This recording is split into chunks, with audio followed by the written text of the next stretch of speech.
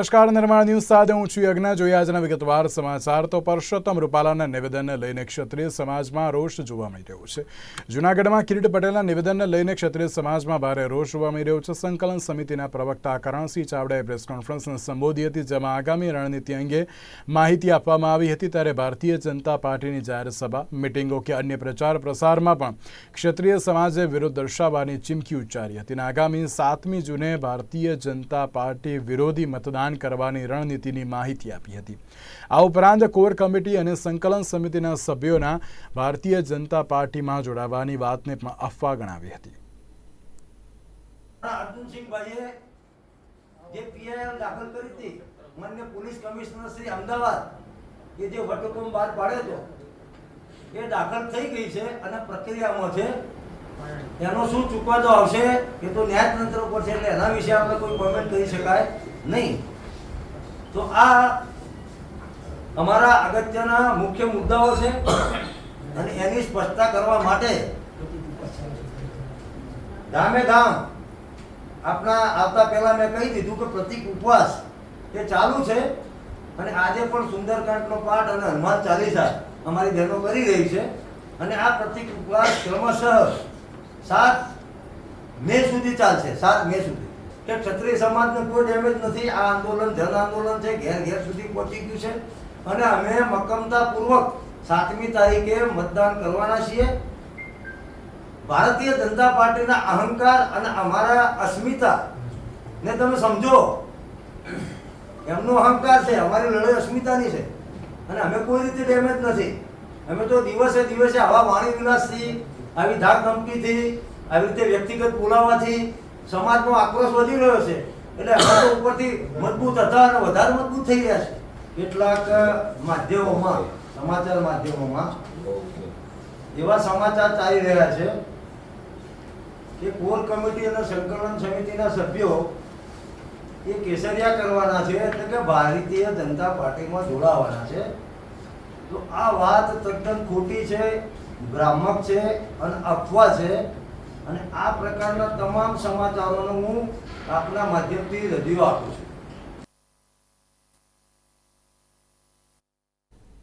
मुख्यमंत्री भूपेन्द्र पटेल और प्रदेश अध्यक्ष CR पाटिल भारतीय जनता पार्टी प्रचार प्रसारनो प्रारंभ करावशे, जेमां नेताओं भारतीय जनता पार्टी संकल्प पत्रनी गुजराती आवृत्ति पण रजू करशे। प्रचार माटे 5 सॉन्ग लॉन्च करवामां आवशे।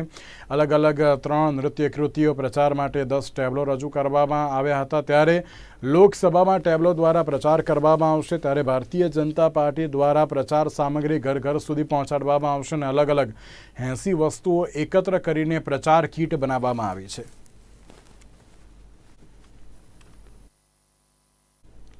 मुख्य चूंटणी अधिकारी पी भारतीए प्रेस कॉन्फ्रन्स योजी हती अने તેમણે કહ્યું હતું કે આશરે 5 કરોડ લોકો આગામી ચૂંટણીમાં મતાધિકારનો ઉપયોગ કરશે। 12 લાખ કરતાં પણ વધુ લોકો પહેલીવાર મતદાન કરવાના છે, ત્યારે 22,700 કરતાં વધુ મતદારો હોમ વોટિંગ કરશે। 28મી એપ્રિલે રવિવારે રાજ્યમાં 49,140 જેટલા મતદાન મથકો ખાતે નો યોર પોલિંગ અભિયાનનું શરૂઆત પણ કરવામાં આવશે। ત્યારે મતદારો અંગે માહિતી આપતા તેમણે કહ્યું હતું કે રાજ્યમાં 2,56,16,540 પુરુષ મતદારો, 2,41,50,603 સ્ત્રી મતદારો છે, ત્યારે 1,534 સ્ત્રી જાતિના મતદારોનો સમાવેશ થાય છે।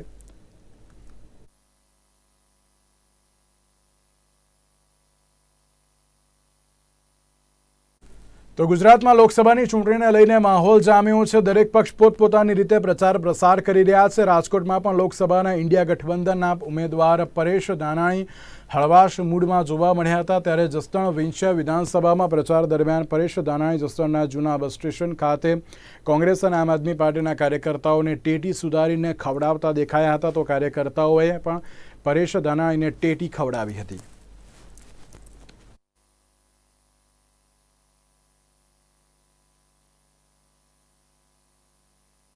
લોકસભાની ચૂંટણીનો માહોલ હવે બરાબર જામ્યો છે ત્યારે હવે ગુજરાતમાં ભારતીય જનતા પાર્ટીના નેતાઓ બેફામ નિવેદનબાજી પર ઉતરી આવ્યા છે। ચૂંટણી પ્રચારમાં ભાજપના નેતાઓ ભાન ભૂલી ગયા છે। રૂપાલા તેનું સળગતું ઉદાહરણ છે ત્યારે રૂપાલાના એક નિવેદનથી આખા રાજપૂત સમાજે તલવાર તાણી છે। ત્યાં જ ગઈકાલે જૂનાગઢના ભારતીય જનતા પાર્ટીના નેતા કિરીટ પટેલે વિવાદિત નિવેદન આપીને માફી માંગી હતી। ત્યારે ભારતીય જનતા પાર્ટીના વધુ એક નેતાનો બફાટ પણ સામે આવ્યો છે। પૂર્વ ધારાસભ્ય ભૂપત ભાયાણીએ ભારતીય जनता पार्टी कार्यालयના ઉદ્ઘાટન પ્રસંગે રાહુલ ગાંધીને નપુંસક ગણાવ્યા હતા અને તેમણે કહ્યું હતું કે રાહુલ ગાંધી જેવા નપુંસક વ્યક્તિના હાથમાં દેશની કમાન ન આપી શકાય। આમ વિસાવદર મધ્યસ્થ કાર્યાલય પ્રસંગે વધુ એક ભારતીય જનતા પાર્ટીના નેતાએ દેશભરમાં કોંગ્રેસી કાર્યકર્તાઓમાં ભૂપત ભાયાણીના નિવેદન સામે રોષ વ્યક્ત કર્યો હતો। તો બીજી બાજુ ભૂપત ભાયાણીએ સમગ્ર મામલે નિવેદન આપતા કહ્યું હતું કે કોંગ્રેસે એક સમયે મોદી માટે મોતના સોદાગરના શબ્દનો ઉપયોગ કર્યો હતો ત્યારે કાલનો રાહુલ ગાંધી માટે મારો શબ્દ પ્રયોગ ચૂંટણીલક્ષી પ્રચારનો એક ભાગ હતો। રાષ્ટ્રની ચૂંટણી છે, આપ સૌ સમજી શકો કે રાહુલ ગાંધી જેવા નપુંસક વ્યક્તિત્વના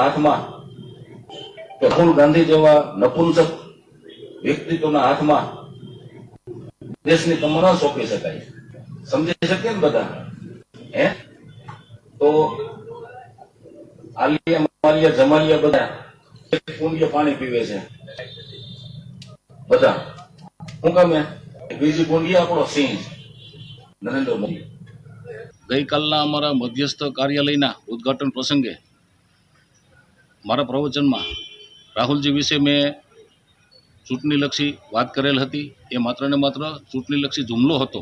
એ તો દેશમાં આજે જ્યારે ચૂંટણી ચાલતી હોય તો દરેક પાર્ટીના લોકો ચૂંટણીલક્ષી વાત કરતા હોય છે, પોતાની વાત રાખતા હોય છે। તો એવા કોઈ નેતાઓને અથવા કોઈ પણ પાર્ટીને આ વિશે કાંઈ પણ નારાજગી હોય તો એમને હું કહેવા માગું છું કે દેશનું ગૌરવ, આપણા ગુજરાતનું ગૌરવ અને વિશ્વ નેતા, કદાવર નેતા નરેન્દ્રભાઈ વિશે પણ સોનિયાજીએ મોતના સોદાગર જેવા શબ્દ પ્રયોગો કરેલ હતા ત્યારે અમારી લાગણીને પણ ખૂબ જ દુઃખ થયું હતું અને અમે પણ ત્યારે આહત હતા। તો અમારો કોઈ એવો કહેવાનો આશય કોઈને નારાજ કરવાનો કે કોઈને દુઃખી કરવાનો ન હતો। માત્ર ને માત્ર દેશની જનતા નરેન્દ્રભાઈની સરખામણી અન્ય કોઈ નેતા સાથે ન કરી શકે અને નરેન્દ્રભાઈની સરખામણી અન્ય કોઈ નેતા સાથે બિલકુલ હરગિજ ન થઈ શકે। નરેન્દ્રભાઈનું વ્યક્તિત્વ જ એવડું મોટું વ્યક્તિત્વ છે અને એવા સબળ અને સક્ષમ નેતૃત્વને જ આપણે દેશનું સુકાન સોંપી શકીએ। બસ એટલો જ મારો કહેવાનો આશય હતો।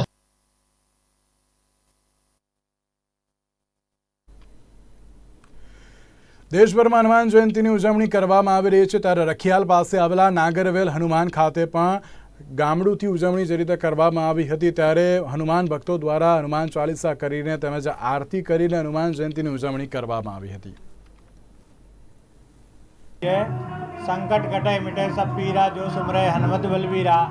आज हनुमानजी महाराजનો જન્મોત્સવ છે અને શ્રી નાગરવેલ હનુમાન મંદિરમાં અતિ પ્રાચીન હનુમાન મંદિરમાં જન્મોત્સવને ખૂબ ધામધૂમથી ઉજવવામાં આવી રહ્યો છે।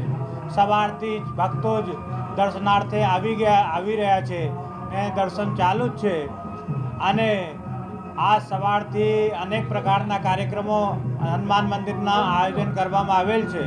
સવારે ધ્વજારોહણનો કાર્યક્રમ હતો, 9 થી 12 સુંદરકાંડનો કાર્યક્રમ છે, 12 વાગે ભગવાનની જન્મ આરતી થશે અને પછી ભંડારાનું આયોજન કરવામાં આવેલ છે જેમાં હજારો ભક્તો ભગવાનની પ્રસાદી આરોગશે અને સાંજે 5 થી 8 વાગ્યા સુધી મારુતિ હવનનું આયોજન કરવામાં આવેલ છે અને એ હવન પછી ખૂબ સુંદર કાર્યક્રમ સાંજે 8:30 વાગે ભગવાનની મહાઆરતીનું આયોજન કરવામાં આવેલ છે જેમાં હજારો ભક્તો પોતાના હાથમાં દીવડા લઈને હનુમાન દાદાની આરતી ઉતારશે અને આજે ભગવાનનો જન્મોત્સવ ઉજવશે અને ખૂબ ધામધૂમથી અને યુવકોમાં નવજવાનોમાં અત્યારે ખૂબ જ ઉત્સાહ છે ભગવાનનું અને હનુમાન દાદાને ખૂબ ઉમંગથી એ લોકો સ્મરણ કરે છે અને હનુમાન દાદા પણ એમને ખૂબ આશીર્વાદ આપે છે અને એમનું જીવન ધન્ય બનાવે છે।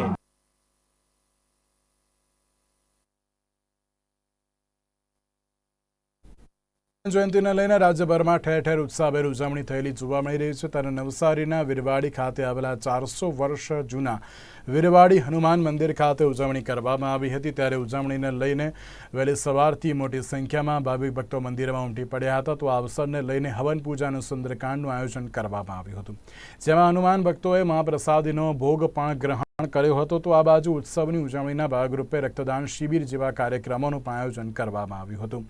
અત્રે મહત્વનું છે કે વીરવાડી હનુમાન મંદિર દક્ષિણ ગુજરાતના ભક્તો માટે પણ સારંગપુરના હનુમાન જેવું જ એક અનેરો મહિમા આસ્થા ધરાવતું પૌરાણિક મંદિર છે. દક્ષિણ ગુજરાતનું સારંગપુર તરીકે ઓળખાય છે. વર્ષોથી અહીં હનુમાનજી મહારાજ બિરાજમાન છે. 450 વર્ષ કરતાં પણ પુરાણી અને હનુમાનજી મહારાજની સ્વયંભૂ પ્રગટ પૂર્વાભિમુખ બાળ સ્વરૂપ હનુમાનજી મહારાજની પ્રતિમા છે. અહીં હજારોની સંખ્યામાં ભક્તો દર્શન કરવા માટે પણ આવે છે. આજે હનુમાન જન્મ મહોત્સવ નિમિત્તે વહેલી સવારથી ભક્તોની ભીડ જોવા મળી છે. સવારે 5 વાગે હનુમાનજી મહારાજને કેસર સ્નાન કરાવવામાં આવે છે. સવારે 7 વાગે બાળભોગ અને એમની મહાઆરતી કરવામાં આવે છે. આખો દિવસ સુંદરકાંડનો યજ્ઞ, મહાપ્રસાદી, રક્તદાન શિબિર, અનેક વિવિધ કાર્યક્રમો હનુમાનજી મહારાજના સાનિધ્યમાં થાય છે, જેમાં ચેરિટેબલ ટ્રસ્ટ દ્વારા અને ભક્તો દ્વારા ખૂબ મોટી સંખ્યામાં ઉપસ્થિત રહી અને હનુમાનજી મહારાજની પ્રાર્થના કરવામાં આવે છે. સાંજે 4 વાગ્યા પછી અહીં મહાપ્રસાદ હોય છે, તેમાં અંદાજિત 40 થી 50 હજાર ભક્તો મહાપ્રસાદનો પણ લાભ લે છે. રાતે મોડે સુધી હનુમાનજી મહારાજના પટ ખુલ્લા રહે છે દર્શન માટે. સાંજે 7 વાગે અમે મહાઆરતીનું પણ અહીં આયોજન કરવામાં આવે છે. અહીં સંસ્થા દ્વારા અનેક પ્રકારના વિવિધ કાર્યક્રમો પણ યોજવામાં આવે છે.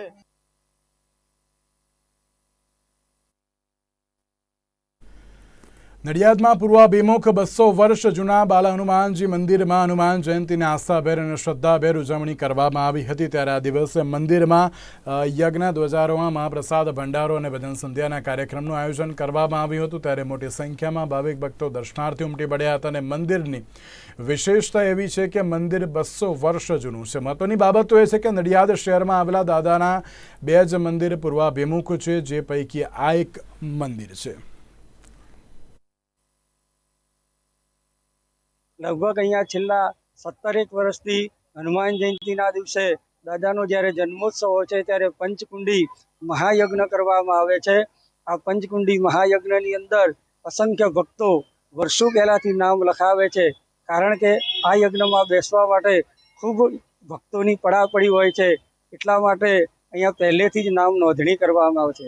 એની સાથે સાથે અહીંયા જે ભંડારો કરવામાં આવે છે એની શરૂઆત જ્યારે ભંડારાની પહેલી વખત જ્યારે ભંડારાની શરૂઆત કરી હતી ત્યારે 800 માણસથી શરૂઆત કરી હતી. આજે 5 થી 6000 માણસનો ભંડારો અહીંયા કરવામાં આવે છે.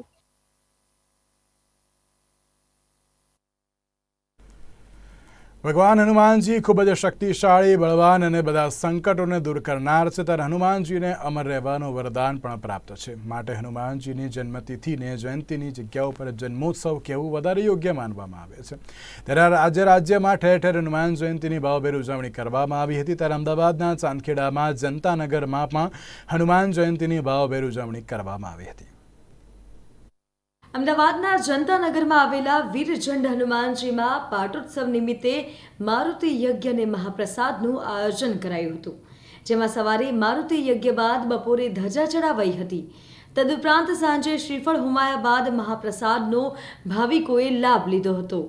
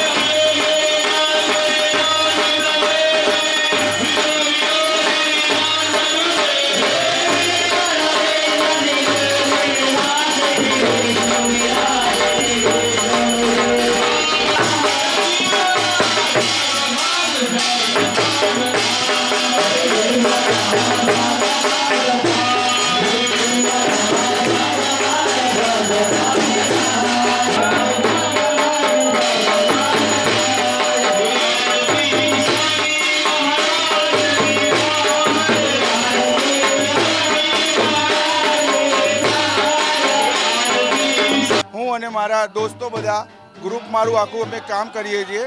એમાં દર શનિવાર અને મંગળવારે અમે સુંદરકાંડ રાખીએ છીએ. શનિવારે સુંદરકાંડ, એની ઉપરાંત રામરોટી રાખીએ છીએ, મહાપ્રસાદ રાખીએ છીએ અને તદુપરાંત હનુમાન જન્મોત્સવમાં અમે ભંડારો રાખીએ છીએ, મોટો મહાયજ્ઞ રાખીએ છીએ, કાળી ચૌદસનો બી મહાયજ્ઞ રાખીએ છીએ. આવી રીતે ઇતર પ્રવૃત્તિ જો બી પ્રવૃત્તિ ચાલતી રહે રીતે અમે નવું કરતા જ રહીએ છીએ. જન પરિવાર તરફથી જે બી સેવા થતી હોય એ બી અમે કરતા રહીએ છીએ. એટલે સેવક તરીકે જે બી થાય એ બધી સેવા અમે કરતા રહીએ છીએ અને આગળ જ્યાં સુધી થાય દાદા કરાવે ત્યાં સુધી કરવાની અમારી ઈચ્છા છે. મહત્વનું છે કે શ્રી જયવીર જંડ હનુમાનજી મંદિર દ્વારા દર વર્ષે હનુમાન જયંતિ નિમિત્તે કાર્યક્રમ રખાય છે, જેનો ભાવિ ભક્તો દર વર્ષે ભાવભેર લાભ લે છે. બ્યુરો રિપોર્ટ, નિર્માણ ન્યૂઝ, અમદાવાદ. હનુમાન જયંતિને લઈને રાજ્યભરના હનુમાન મંદિરોમાં જય બજરંગબલીના નાદથી ગૂંજી ઉઠ્યા હતા. ત્યારે સુરતમાં પણ ઠેર ઠેર હનુમાન મંદિરોમાં હનુમાનજીના જન્મદિવસની ભક્તિભાવપૂર્વક ઉજવણી કરવામાં આવી હતી. જેમાં તાપી જિલ્લાના વ્યારામાં આવેલા માંગરોળ ગામડા સીમાડે હનુમાન મંદિરોમાં આરતી પૂજન હોમ હવન કરવામાં આવ્યા હતા. ત્યારે દર વર્ષની જેમ આ વર્ષે પણ હનુમાન મંદિરોમાં ભાવિક ભક્તોની ભીડ ઉમટેલી જોવા મળી હતી. તો ઉજવણીને લઈને હનુમાનજીના ભક્તોમાં પણ અનેરો ઉત્સાહ જોવા મળ્યો હતો. તેમજ મોટી સંખ્યામાં ભક્તોએ ભાવપૂર્વક મહાપ્રસાદીનો પણ લાભ લીધો હતો. સમાચારમાં વાત કરીએ તો રંગીલા રાજકોટમાં થોડાક દિવસો પહેલા બનેલી શર્મસાર ઘટનામાં સંકળાયેલા આરોપીને ક્રાઇમ બ્રાન્ચે ઝડપી પાડવામાં સફળતા મળી હોવાનું સામે આવ્યું છે. ત્યારે આ અંગેની માહિતી મીડિયા જગતને આપતા ક્રાઇમ બ્રાન્ચના ડીસીપી જણાવે છે કે મહિલા પોલીસ સ્ટેશનમાં દુષ્કર્મની ફરિયાદ નોંધાઈ હતી. જેના અનુસંધાનમાં આરોપી યાસીનની દુષ્કર્મ આચરવાના ગુનામાં ધરપકડ કરવામાં આવી છે. આરોપી યાસીને હિન્દુ નામ બુરો ધારણ કરીને એક વિધવા મહિલાને પોતાની જાળમાં ફસાવી હતી. પહેલા યાસીને મહિલા સાથે મિત્રતા કેળવી હતી અને ત્યારબાદ મહિલાને લગ્નની લાલચ આપીને અનેકવાર દુષ્કર્મ આચર્યું હતું. આ ઉપરાંત યાસીન ગુસ્સી ટોક સહિતના ગુનાહિત ઇતિહાસ ધરાવતો હોવાનું પણ ડીસીપીએ જણાવ્યું હતું. થયેલો હતો થોડા દિવસ પહેલાં કે જેની અંદર એક વ્યક્તિ યાસીમ નામના એક વ્યક્તિએ એક મહિલાની સાથે શારીરિક સંબંધો બાંધ્યા હતા અને તેની સાથે સંબંધ બનાવવા માટે થઈને તેણે પોતાનું હિન્દુ નામ ધારણ કરીને ત્યારબાદ એ મહિલા સાથે સંબંધો રાખ્યા અને પછી તેને તરછોડી દીધી હતી. તો આ પ્રમાણેની એક ફરિયાદ દાખલ થયેલી હતી. આ ફરિયાદની ગંભીરતાને ધ્યાને રાખી ક્રાઇમ બ્રાન્ચ દ્વારા પણ આની અંદર તપાસમાં ઝંપલાવવામાં આવ્યું હતું અને તે તપાસની અંદર એવું ધ્યાન પર આવ્યું કે જે આરોપીનું નામ છે તે આરોપી અગાઉ અનેક ગુનાઓમાં સપડાઈ ચૂક્યો છે અને તેની પર ગુસ્સી ટોકની કલમો પણ લાગેલી છે. તાત્કાલિક ટીમો દ્વારા આરોપીને ટ્રેસ કરવામાં આવ્યો અને એને ધરપકડ કરી અત્યારે મહિલા પોલીસ સ્ટેશનને સોંપવામાં આવેલ છે.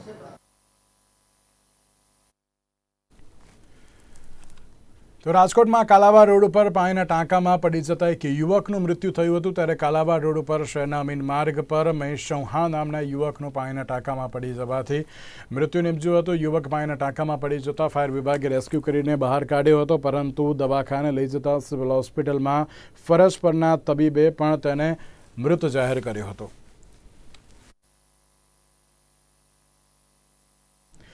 ગુજરાતમાં પોલીસની નિર્દયતાના ઘણા કિસ્સાઓ સામે આવ્યા છે. ફરી એકવાર પોલીસની નિર્દયતાનો કિસ્સો પ્રકાશમાં આવ્યો છે. રાજકોટના માલવીયાનગર પોલીસ સ્ટેશનનો આ બનાવ છે, જે બનાવમાં એએસઆઈ કાનગડ દ્વારા હાલમાં જ પકડવામાં આવેલા દલિત સમાજના યુવક હમીર ઉર્ફે ગોપાલ રાઠોડને પોલીસ ચોકીમાં એએસઆઈએ જાનવરની જેમ માર માર્યો હતો.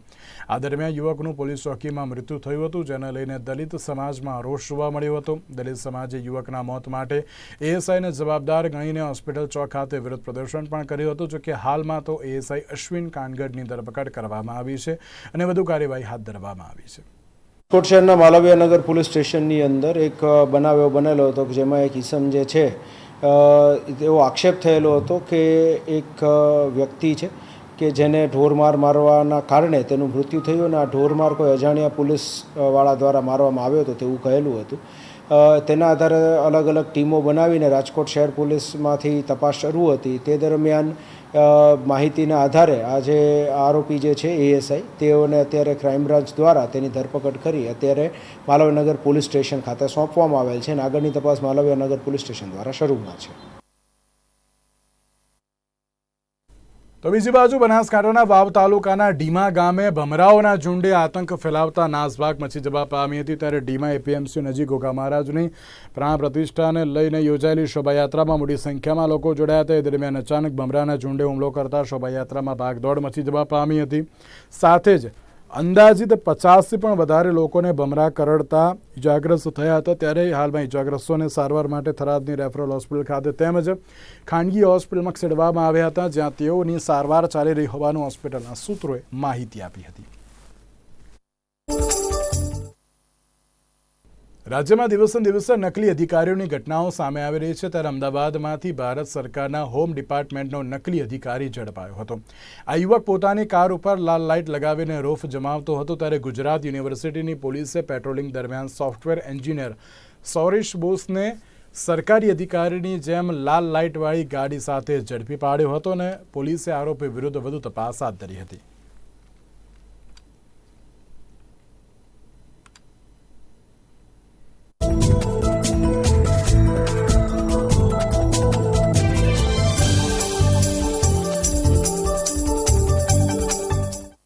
આમાં વિગત એવી છે કે આગામી લોકસભા 2024 અંતર્ગત ગુજરાત યુનિવર્સિટી પોલીસ સ્ટેશનના કર્મચારી પેટ્રોલિંગમાં હતા। દરમિયાનમાં વિજય 4 રસ્તાથી લઈ અને હેલ્મેટ 4 રસ્તા બાજુથી પેટ્રોલિંગ દરમિયાન એમને કોઈક વ્હાઇટ ખાનગી ક્રેટા ગાડી જેના નંબર પ્લેટ ઉપર હતું WDL નંબરના પાસિંગની ગાડી જે લગાવી અને ઓવરટેક કરેલો હતો। પોલીસની પ્રાથમિક દ્રષ્ટિએ શંકા જતા કે ખાનગી વાહન ઉપર આ રિવોલ્વિંગ સરકારી વાહન જેવી ગાડી કેમ લાગેલ છે અને પાછળ હિન્દીમાં ભારત સરકાર લગેલું હતું।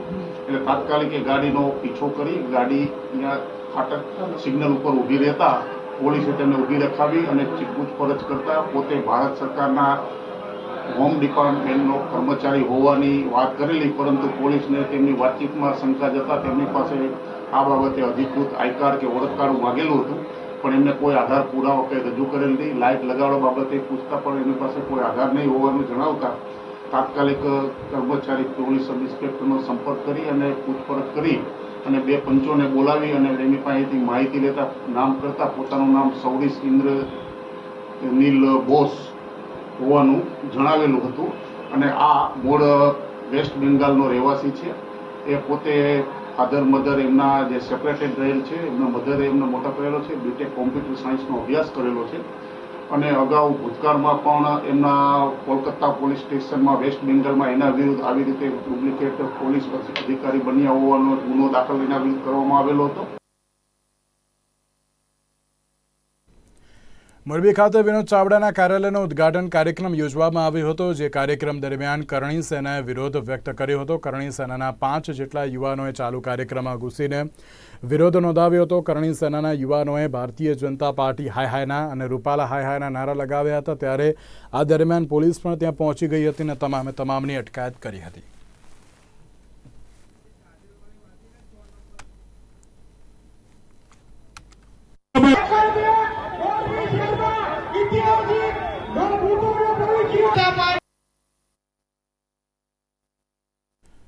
મંગળવારે સવારે 9:30 વાગે મુંબઈથી લંડન રવાના થનારી બ્રિટિશ એરવેઝની ફ્લાઇટ BA134 અચાનક રદ કરવામાં આવી હતી।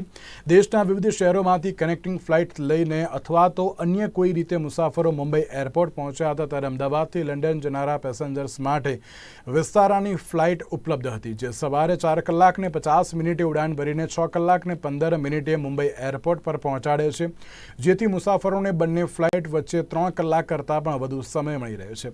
પરંતુ વિસ્તારા એરલાઇન્સે આ ફ્લાઇટ અડધા કલાક જેટલા સમય માટે વિલંબિત કરી હતી। ત્યારે ફ્લાઇટમાં જાણીતા લેખિકા અને મોટિવેશનલ સ્પીકર કાજલ ઓઝા વૈદ પ્રવાસ કરવાના હતા। જોકે ફ્લાઇટ રદ થતાં તેમને બુધવારે રિચમન્ડ વર્જિનિયામાં કાર્યક્રમ હતો એ રદ કરવો પડ્યો હતો। ત્યારે રિચમન્ડ વર્જિનિયામાં કાર્યક્રમ હતો તે રદ કરતા આર્થિક રીતે નુકસાન વેઠવાનો વારો આવ્યો છે, જેને લઈને આગળની કાર્યવાહી કરવામાં આવશે તેવું તેમણે જણાવ્યું હતું। મારે આજે જે ઘટના વિશે તમને કહેવું છે એ છે બ્રિટિશ એરવેઝ સાથે બનેલી આજની સવારની વાત। સવારે 9:30 વાગ્યાની મારી મુંબઈથી લંડનની ફ્લાઇટ હતી। વિસ્તારા સાથેનું એનું કનેક્શન હતું. એટલે હું થ્રુ ચેક ઇન માટે સવારે 3:30 પોણા 4 વાગે જ્યારે એરપોર્ટ પહોંચી ત્યારે કોઈ ઈમેલ વગર, કોઈ પણ પ્રકારના મેસેજ વગર મને એવું કહેવામાં આવ્યું કે આજે સવારે 9:30ની ફ્લાઇટ, આવતીકાલે સવારે એટલે મંગળવારની ફ્લાઇટ હવે બુધવારે સવારે 7:15 વાગે જશે. મારે તો છેલ્લી ઘડી સુધી અહીંયા કામ હોય, ત્યાં પહોંચીને તરત જ કાર્યક્રમ હોય. એટલે જેમણે મને બિઝનેસ ક્લાસની ટિકિટ આપેલી એ હિતેશભાઈ જોશી, જે મને લેવા આવવાના હતા અને બુધવારે સાંજે એમનો કાર્યક્રમ હતો, એને બદલે હવે હું બુધવારે સાંજે અમેરિકા ઉતરીશ. આ પરિસ્થિતિમાં એમની સાથે જે થયું, એમને જે તકલીફ પડી, એમના સગાઓ જે અમેરિકાના બધા સ્ટેટ્સમાંથી ફ્લાઇટ લઈને આ કાર્યક્રમ માટે આવેલા, એમનો હોલ, એમના ભોજન જે બાકીના લોકો માટેની વ્યવસ્થા હશે, બધું તો એમના માથે પડ્યું જ. પણ મારે માટે પણ એરપોર્ટ જવું, પાછા આવવું અને આટલી મોટી બેગ ઊંચકવી મારી રીતે મને મેળ ન પડે. હવે અત્યારે મારી વિસ્તારાની ટિકિટ કેન્સલ કરીને મારે બીજી એરલાઇનની ટિકિટ લેવી પડી, જે પણ મારે માટે એક્સપેન્સ થઈ ગયો. આ બધાની સાથે એક્સ્ટ્રા બેગેજનો ચાર્જ આપવો પડ્યો, કારણ કે મારી ટિકિટ તો કેન્સલ થઈ ગઈ. આજે મને કાજલબેનનો ફોન આવ્યો કે એમની બિઝનેસ ક્લાસની ટિકિટ હતી અને એ નેશવિલ જતા હતા. ત્યાં એમનો પ્રોગ્રામ નક્કી થયેલો, એ લેક્ચર આપવા માટે જતા હતા. એટલે એમના જે ત્યાંના હોસ્ટ હતા એમને હોલ બુક કરેલો, એના બહુ મોટા ડોલર્સ ભરીને એ બુક કરેલો, પ્લસ ઓલ ઓવર યુએસથી એમનું લેક્ચર સાંભળવા જે લોકો આવવાના હતા એમને બધાએ લગભગ 100-150 જણાએ ટિકિટ બુક કરેલી. અને આજે સવારે જ્યારે એરપોર્ટ ગયા તો વિસ્તારાની એરલાઇન્સે એમ કહી દીધું કે એમને બ્રિટિશ એરવેઝ કે એમની ફ્લાઇટ કેન્સલ છે. હવે આ ફ્લાઇટ કેન્સલ થવાથી એમનો જે અમેરિકાનો પ્રોગ્રામ હતો એ બધો ડિસ્ટર્બ થઈ ગયો. હવે એમને ઓલ્ડ ડેટની ટિકિટ ઉપર આવતીકાલે સવારે અહીંથી બોમ્બે જશે ને બોમ્બેથી નેશવિલ જવા માટે એમનું ફ્લાઇટ જશે. બાય ધ ટાઈમ બુધવારે એમનું જે પ્રોગ્રામ હતો એ પ્રોગ્રામ તો કેન્સલ થઈ ગયો આ ફ્લાઇટ કેન્સલ થવાથી. અને હાઇટ ઓફ ધ થિંગ વધારે ઇમ્પોર્ટન્ટ ક્યાં છે કે આ એરલાઇન્સવાળાએ એમને ઇન્ફોર્મ ના કર્યા. શી ઇઝ હેવિંગ બિઝનેસ ક્લાસની 5.5-6 લાખની ટિકિટ છે. આજે it is mandatory on part of the airline કે જ્યારે ફ્લાઇટ ડિલે થાય કે કેન્સલ થાય તો એમને ઇમિજિએટ જે પેસેન્જર છે એમને ઇન્ફોર્મ કરવું જોઈએ, એમના નંબર ઉપર એમને ઈમેલ કરવો જોઈએ કે આ ફોન ઉપર કોન્ટેક્ટ કરવો જોઈએ, જે કર્યું નહીં. એટલે આટલું બધું જે સહન કરવું પડ્યું એમને, આટલી બધી બેગેજ લઈને, બિંગ એ લેડી એમને ત્યાં એરપોર્ટ ગયા, એરપોર્ટ ઉપરથી એમને પાછા આવવું પડ્યું, ફરીથી આજે જશે એરપોર્ટ, ફરીથી એ પાછા ડોમેસ્ટિક એરપોર્ટ પરથી ઇન્ટરનેશનલ એરપોર્ટ જશે. આ બધી જે હેસલ એક લેડીએ સહન કરવી પડે, and that too a business class છે, leave apart business class, even એ જે રેગ્યુલર ક્લાસમાં બી જે પેસેન્જરો હશે એમને કેટલી બધી તકલીફ પડી હશે.